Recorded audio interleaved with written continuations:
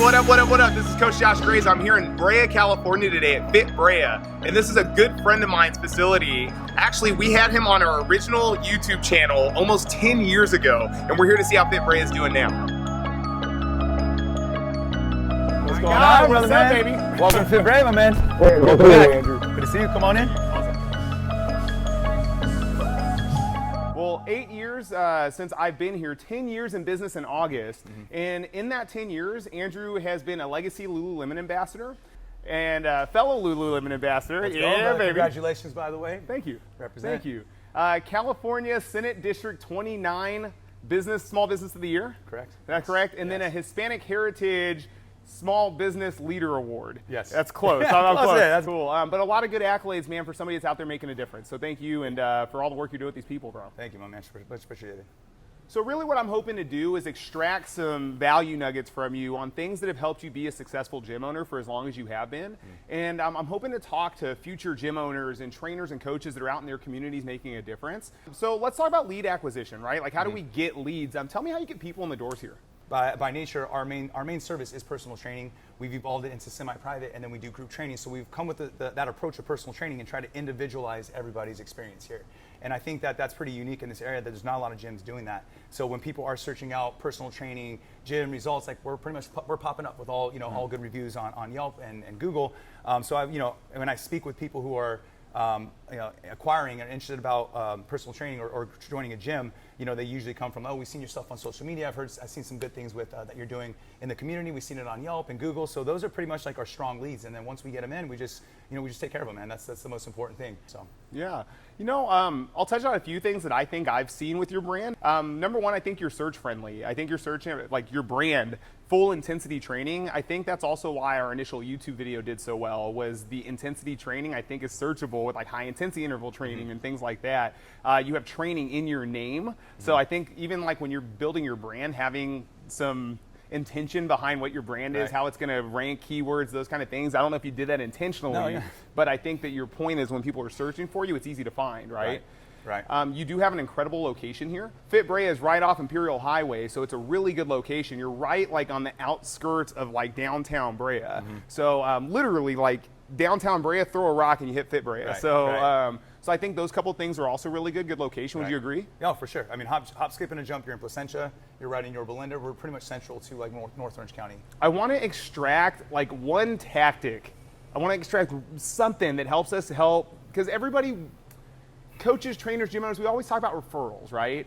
And what's something specific you do to drive referrals? Is there a tactic? Do you ask for referrals? Are there incentives? Like what do you do to get people? We've done both. We've done both because we have the people who've been with us for years, and sometimes they don't even think about it. They don't think about the Yelp review, the Google. So you have to have that ask.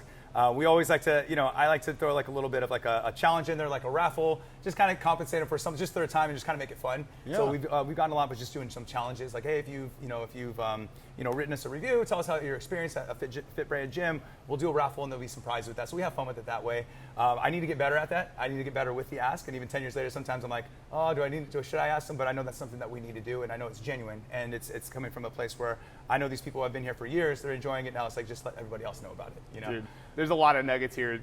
First off is you have to ask.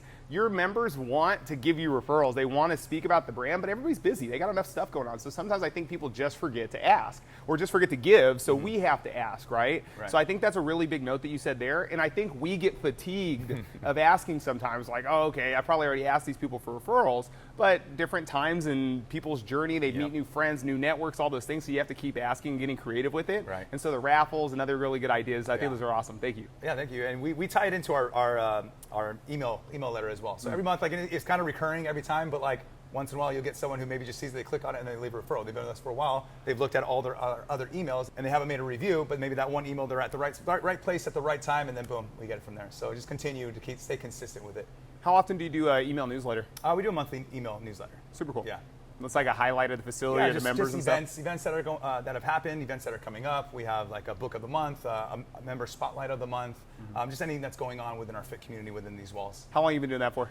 Oh man, we just kicked it back up probably about almost a year now. Okay. So we started off with it, kind of let it go, got back onto it, and that's something that we want to continue to do. I mean, we have we have a lot of people who've trained with us, they no longer train with us, they come back, and it's just kind of just keeping people engaged. And so that's one of the big things that was our goal for last year, is like engagement and trying to get past members back in and just remember the name. Yeah, that's a big note.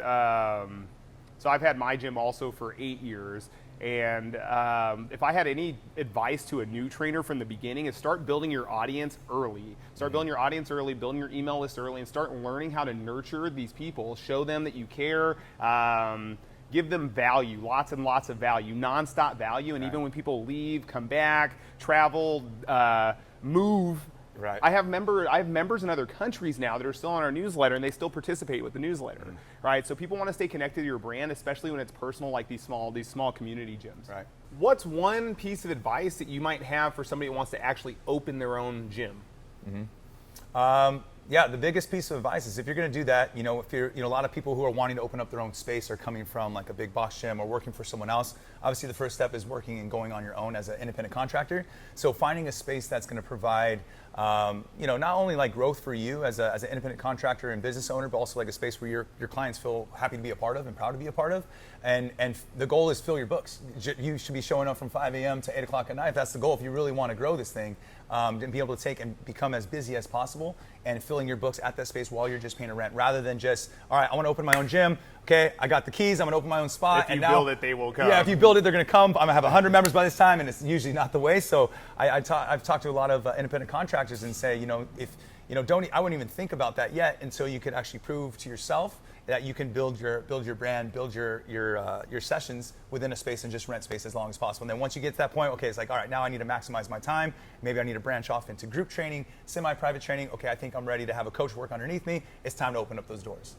So get all the systems in place like you were about to prepare to open up a gym, and do it at a smaller scale, and then prove to yourself that you can actually make this thing work. That's how I opened Fitness on Fire also. Same thing. I rented space for a while.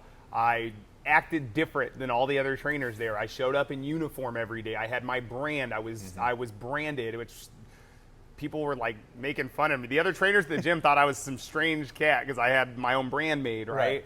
I started working my little heart rate monitor system in the corner. I had my programs documented, and I started to figure out how to put the infrastructure in place before I took on a huge commitment with overhead and all that stuff. I think when I opened my doors, I think I had about 40 paying members before I ever signed the lease. Versus what you're saying is dudes opening a gym with no members, thinking that the minute they open the door, they're going to get a flood of people. 100%. Start the fire and then get the building here. Absolutely. So Andrew, great stuff, man. It's always good connecting with you. It's awesome to see what FIT Brea has turned into in the last 10 years. You're a great friend, fellow dad, and Team No Dad Bod. Team No Dad Bod. Heck yeah. I'm looking for change makers in the industry, people in your community that are making a difference, coaches, trainers, future gym owners. If you know somebody like that, put them in the comments below, connect us. Also, smash the subscribe button, smash the like button so you don't miss out on these future interviews. I'll be doing some content at least every month to bring you the best in the fitness industry. Take care. See you next time.